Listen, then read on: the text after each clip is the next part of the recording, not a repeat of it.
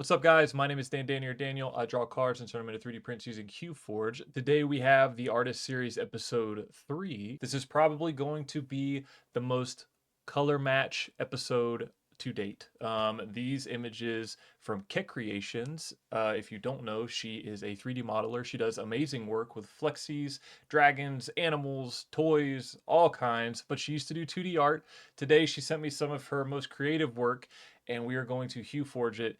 And like I said, this is going to be a very color match heavy episode just due to the fact that there are a lot of rainbows and gradients. We're going to talk a little bit about compromises today and what you should compromise with your hue forges, but we should be able to get pretty dang close, and I will show you how to do that. So let's get into it. So if you've ever tried to hue forge something as colorful as this, you know it is going to be a long ride. So we are going to talk about what compromises you should make when it comes to these kinds of hue forges, but in reality, we can probably get pretty darn close. The gradients just might not be as soft as they are in the image. There might be a little bit of stair stepping in the final result, but that's okay. We're 3D printing. With this image, we're in standard mode right now, or combo. If we just tried to add a bunch of colors, they're not going to be placed where you would generally want them. So I'm just going to add a bunch of random colors just to show you that they might not show up where you would think that they're going to show up. You can see that we're just not getting the color separation that we would want. If I change up the orange, maybe go with a darker yellow, it's just not going where it needs to. It's not necessarily like a bad piece of art at this point in the game, but it's not what is intended. Like if we want to get all this color separation and for it to look as accurate as possible, the only way that we're going to get that is color match. So we'll go ahead and get into color match, and we are going to work on the mesh core first. We have to make the mesh of this image before we can even add our own filaments to it. So how do we make the mesh? We're going to look at all the colors in this image. We're going to try to make it a coherent mesh, and then we will add filaments to it. And what do I mean by coherent? So here we see there are flowers and the leaves in the foreground. The wolf is in the middle of this image, and then you've got this galaxy gradient rainbow in the background. So we're going to try to put this in the front, or this at the topmost of our mesh, and then the wolf in the middlemost, and then the gradients in the back. It's going to be a little bit challenging just due to the fact that there's blue here and there's blue here, but we can definitely get the flowers at least in the foreground. So to start off in color match, you want to control click. You can start grabbing colors from the image to add them to the mesh core that you see here. And you can see that HueForge goes ahead and starts matching what it sees. Right now it is matching all of this within the image, so that's why you're kind of seeing green all over the place. And then we'll go ahead and start just dragging in some colors. So while we're working through this image, we don't have to work darkest to brightest, at least in mesh core. We can actually, with white being this entire background, if we look at the side of this, let me turn on wireframe so it's easier to see. You can see how thick this HueForge is going to be because white is the topmost. So we can actually go ahead and we'll swap these around. So now we don't have as thick of a HueForge. It's pretty thin on the bottom, so we save some print time there. That's just a good tip to keep in mind when you're working with this. Now, as we get through this image, we are going to need to adjust the transmission distance or the opacity of these fake filaments. These are not real filaments. These are just drug in from the image. That way HueForge knows how to mesh these.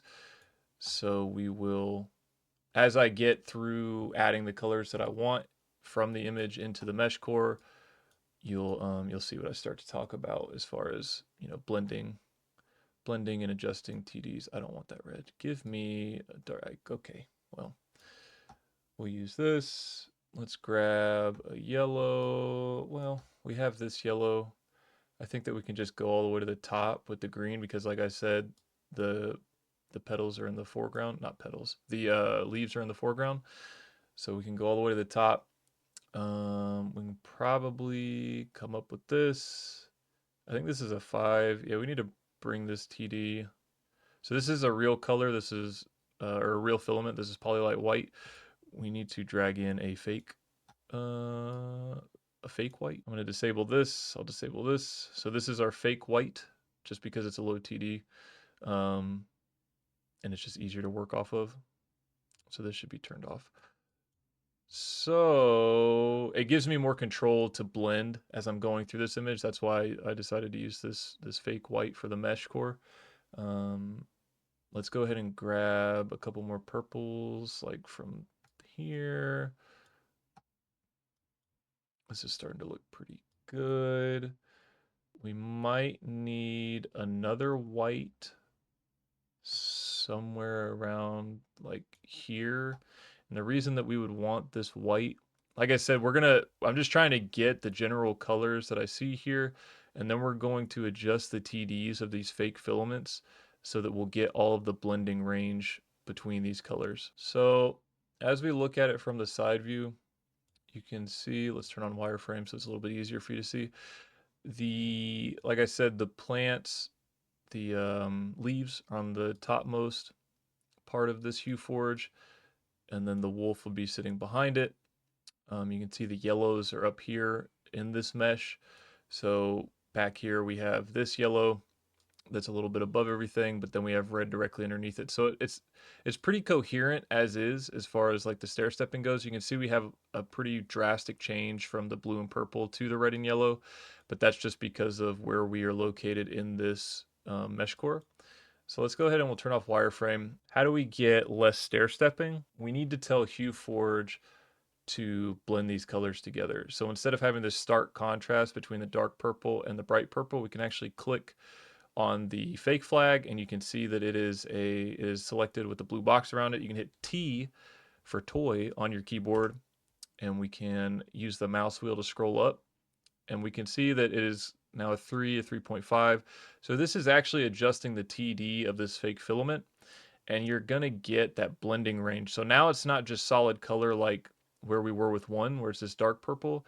As you scroll up, you can see we're getting the blending range from the white into the purple, and that helps a lot with the mesh as far as the stair stepping. So let's zoom in and I'll turn on wireframe so you can kind of see this.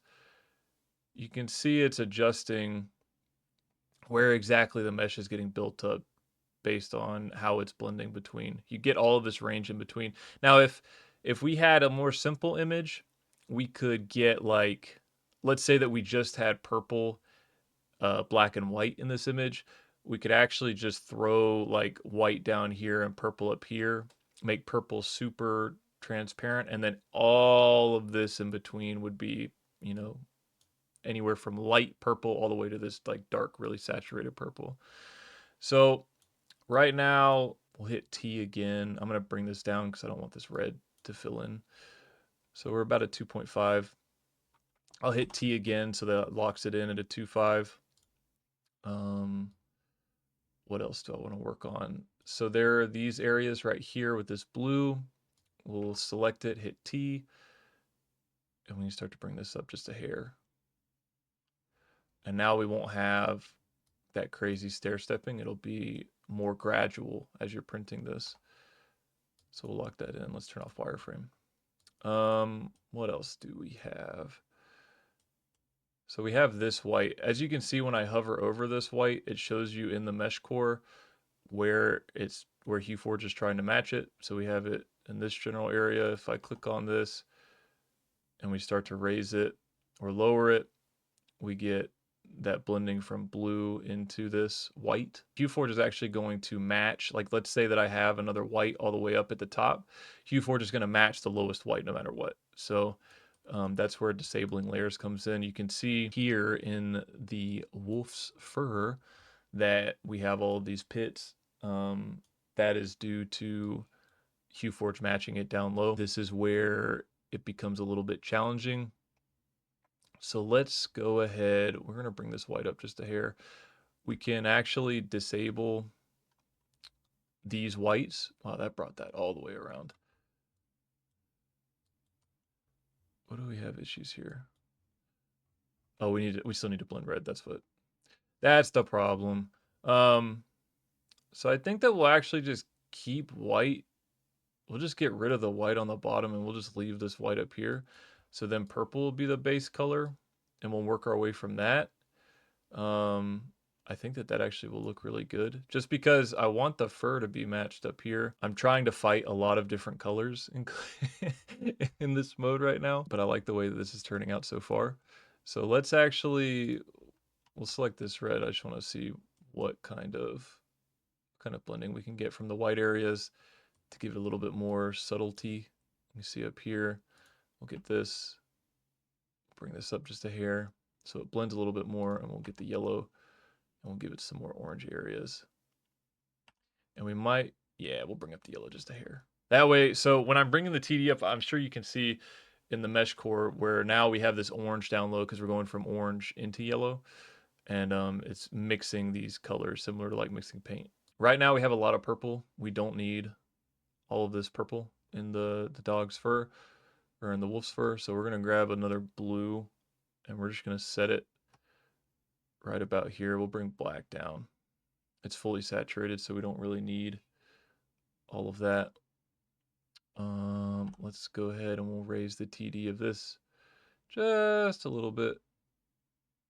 I'm looking at the ears right now while I'm raising this and lowering it just to get a little bit of the same kind of blending. Obviously, we're not going to get all like a perfect purple and blue in this area, but we can at least, you know, try to get it pretty close. And then we've got the fur areas and stuff like that.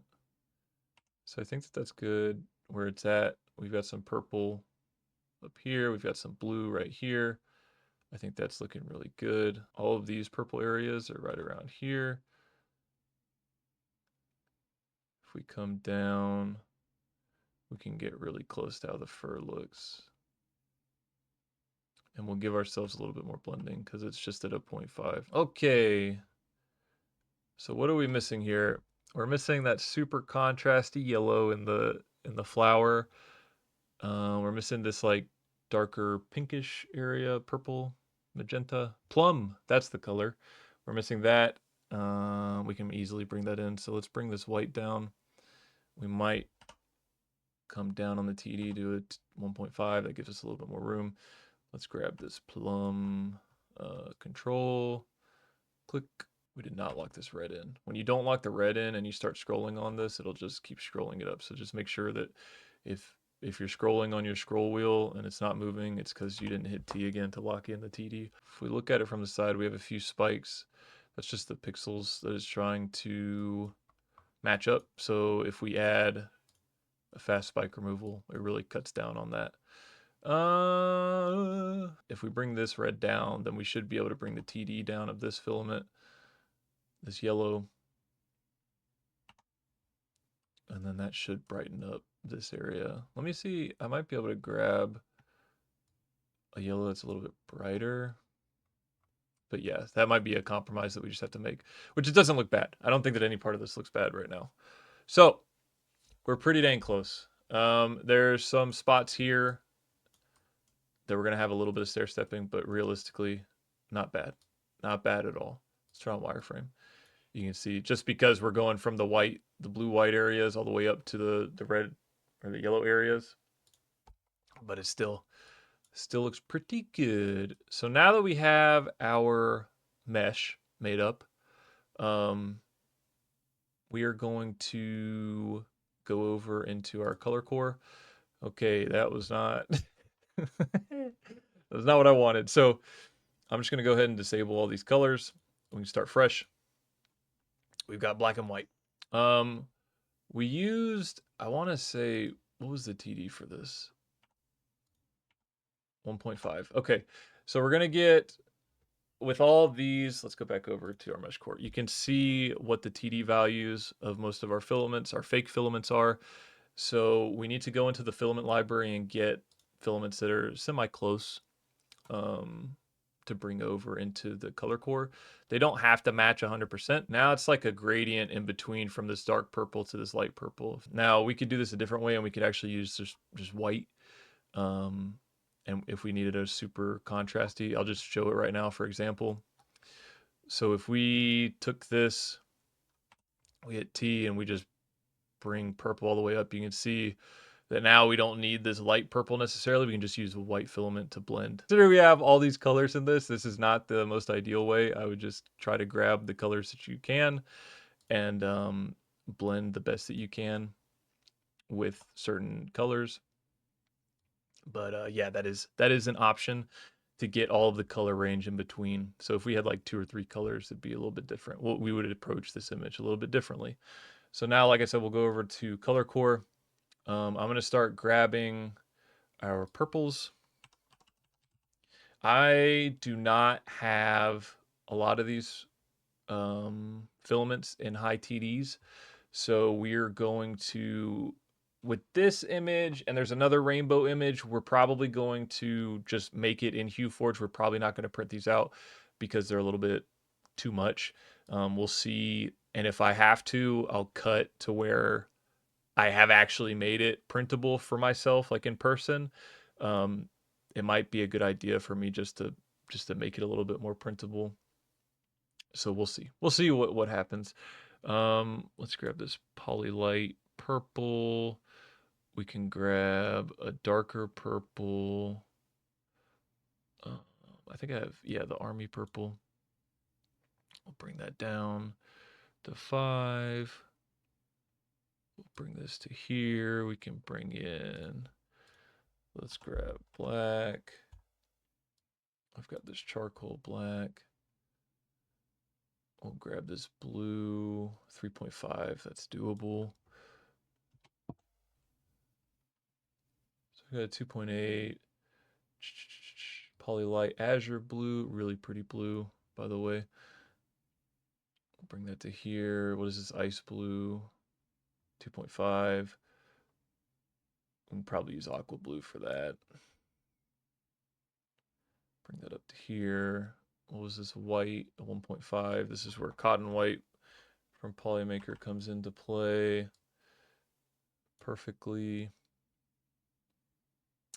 This plum purple, I don't know how close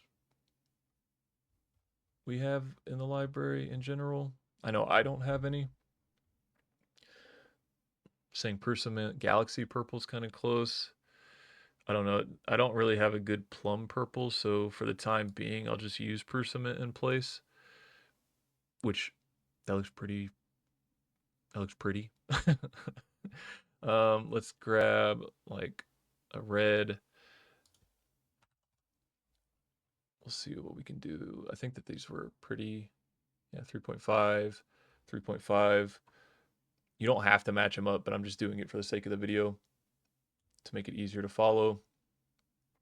And then we can use a high TD yellow. That way, when we print it, it will go from, you know, this kind of opaque red to a high TD yellow. It'll blend and it'll get all that orange in between. So let's see. I think I have, yeah, the polychroma. This is panchroma translucent yellow from Polymaker. Bring that all the way up to here, and you can see that we get all the orange and then the yellow, all the blending here in the color core. And then let's grab our green, and we will be set. So bring that all the way to the top. It might not be a bad idea. This yellow is a little bit too transparent. Savannah yellow might do a little, yeah, nice. I was playing around with this mesh for a second just to see what was causing the issues here and here and here in the ear. As I play around the TDs, it still didn't necessarily get better. I don't personally like the way that this looks. So we're just going to keep it off because I think that it looks a little more coherent. The inside of the sunflower, for a compromise, this isn't like horrible, but overall this still looks really good. So if we come back over, we're doing all right. So this one I should be able to print. As you can see, we're working with, what is this, 2, 4, 6, 8, 10 colors. But yeah, so I'm going to call this image good where it's at. We could play with it a little bit more to get a little bit more accurate, but for the sake of time, I think that this looks beautiful and we will print it out. So let's go on to the second one. Okay, so this is image number 2. For image number 1, if you stick to the end, I'll show you how you can print that with 1 AMS, no AMS, maybe 2 AMS, 3 you know, there's 10 colors, so there is a way that you can print that with less than 3 AMSs. So I will go over that at the end. Anyways, this one a little bit easier. It's not every color of the rainbow. It's just half of the rainbow. So I don't think that with the way the image is currently, we could do it. We definitely can't do it in standard. I mean, we could get something that looks really good, but you're not going to get these yellows and oranges. If we did some image editing to this, we could probably do it in either ColourPop or Colorware. But if you don't want to mess around with Photoshop or Affinity Photo or GIMP or whatever the case may be, then we're stuck with Color Match. So we will go through Color Match one more time. The next image, I don't think we're going to have to do that for the third one, but we'll see. Okay, so same process. We're looking at this. We will go ahead and start dragging in some colors. The main colors that I see here are this magenta, some purples, the light blues and the dark blues, and then the yellows and the red areas.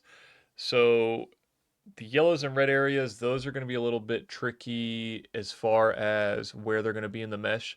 This might end up being either all the way at the bottom of the mesh or all the way at the top of the mesh, just because considering this is like a three-dimensional type drawing, we can't fit it between these two color spaces because this is all the same color space. So yeah, so that might be a little bit tricky as well. But outside of that, it should be a lot easier than the last one. And I can show you a little bit more of the blending techniques that you need to use whenever you're trying to get these effects. So let's go ahead. We're gonna start dragging in. We'll drag in some blues. We'll drag in this blue. We'll drag in this purple somewhere around here. I will go ahead and disable all of these. I don't want to use real colors for this demonstration just because. Is it a bad thing to use real colors or real filaments? No, no. It's actually probably better if you're new to color match, because then you can just drag colors that you already have to make the mesh so you know how it's going to look. So just keep that in mind. It's not, a bad thing to use real filament for the mesh when you're making the mesh. It's actually a lot easier. But I just want to show off that we can just drag colors in from the outside and go from there. So let's see. What else do we need? We need this magenta. And we need, so it's matching up pretty well up here, around here. I can see that this is a little bright. Let's bring it down to C-Lab so it matches up a little bit better. And those are the main colors that I see. Oh, we need black. Let's grab, I'll just throw it in. It's like a dark blue. Yeah. Okay. So we're gonna bring yellow around. So we're gonna start with trying to figure out how we're gonna do this. I mean, I can grab this orange and we can bring this in. Oh, I had it. So then it grabs it down here. There's no yellow spots down here. I don't know why it's trying to match down low and like around the edges. We're gonna have to play with some TD values and some disabling. So if we hover over these yellows, you can see, let me zoom in. If we hover over this, it's matching weirdly here.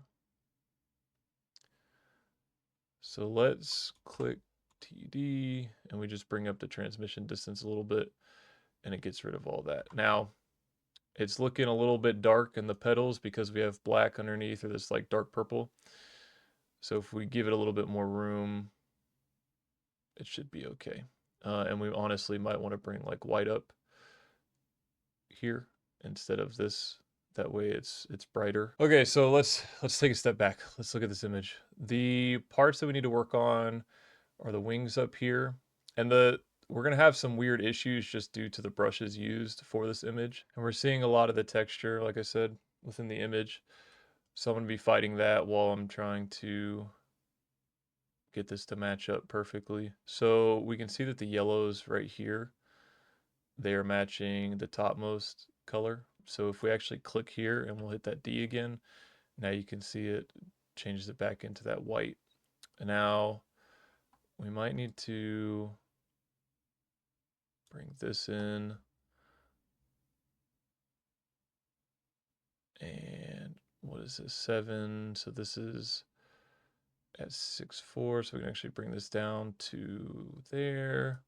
Bring it down to the min depth. We're going to sort the sliders so I can see a little bit clearer. You can see 0.56. If you look at your min depth, you've got 0.58. So we can just bring it down all the way to 0.48 and go from there.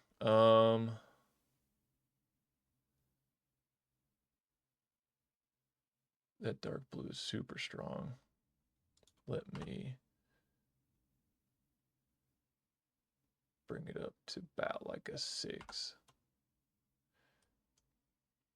And then we're getting that like lighter blue over here as well. So we might actually want to run 2 whites in this so that we're blending from these really dark blue areas to the white. And I'll show you what that looks like. We'll control click, grab this, bring it down. HueForge is going to match the lowest color. So we have true white here and true white here. So what HueForge is going to do, well, it's actually here. HueForge is going to match this white. It's not going to match this white.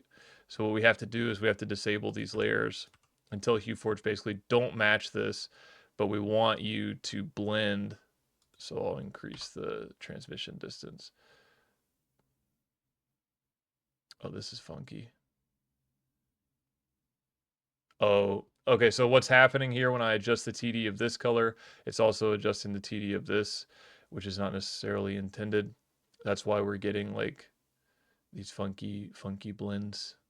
So let me rethink how I want to do this. So considering that we had the spikes in this, I've started thinking a little bit more about this. We'll go ahead and add spike removal at fast to kind of flatten it out.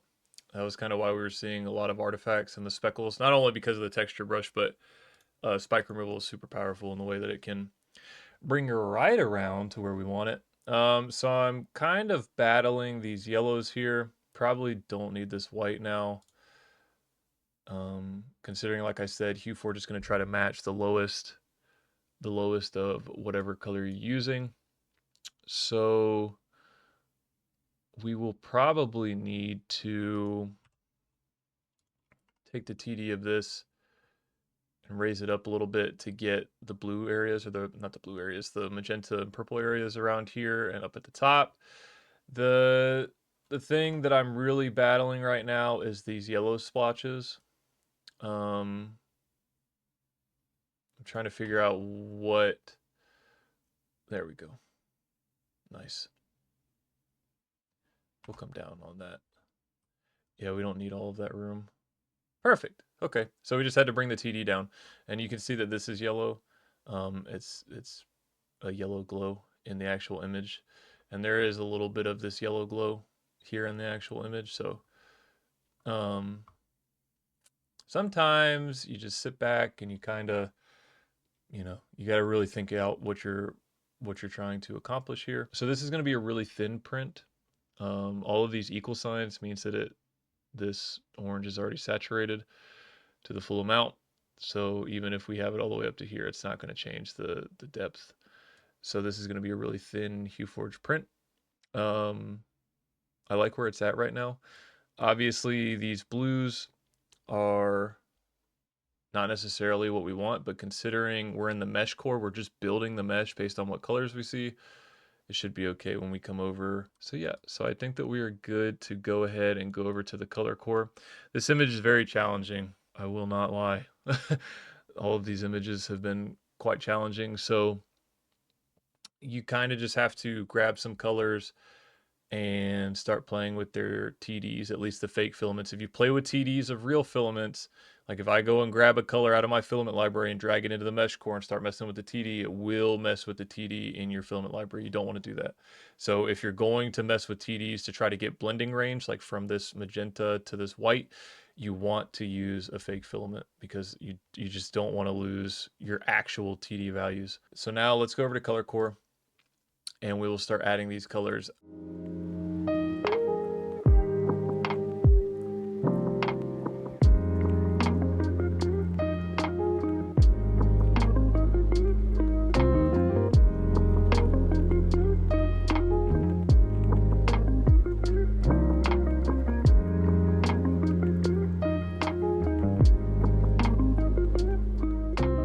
would say that came out pretty freaking good. Yeah, color match is a lot of trial and error. It's a lot of moving around your filaments in the mesh core and color core while you're getting used to the mode, but it's very doable. Getting these images at least close to, you know, with the gradients and the sparkles and the mixture of colors, you can definitely get really good results with color match now. So let's go ahead. We got a little bit more out of this. We got a little bit more out of the mesh core. Oh, okay, there we go. That fixed it. Just bringing up the magenta fixed all this area. Gave us a little bit more detail. It gives us a little bit more detail out of the wings too. So I think that looks pretty good. If we had like a 2.5 white, then we could put that here, and that would give us a little bit more blending, like we see in the mesh core. But it's okay. We're nitpicking at this point. So this one's good. We'll go on to image 3, and like I said, stay till the end. I'm going to show you how you can set up your slicer to run multiple colors, because this is what 2, 4, 6, 8, 10 colors again. I'll show you how to set up 10 colors in less than 3 AMSs. So this is the final image for the artist series. This one is super problematic for HueForge. So the last ones were problematic because you had a lot of gradient work. This one's problematic because of the smoke effects. The smoke effects are such an issue. Gradients you can work through, and gradients you can work through because you can always blend from like a blue to a pink in some way, shape, or form. There might be a little stair stepping, but overall you can blend it. With this kind of stuff where you have all of these smoky areas around the nostrils and the background, that is very, very difficult to translate to a HueForge. Even if you're using like a super high TD filament, very difficult for it to translate to a print. And then not to mention these orange glow areas, also very, very problematic. Overall, this looks easier than the last two images, but it's just not. And it's for those reasons. And not to mention we have blue in this as well. So there's the way that I would tackle this if I weren't doing an artist series episode is I would probably just remove the background completely. And then I would try it in color aware. I would try to bring out these extra tones, um, these extra highlights that are trying to bring out this 3D effect. I would try to make those a little bit brighter. That way HueForge can pick it up a little bit easier.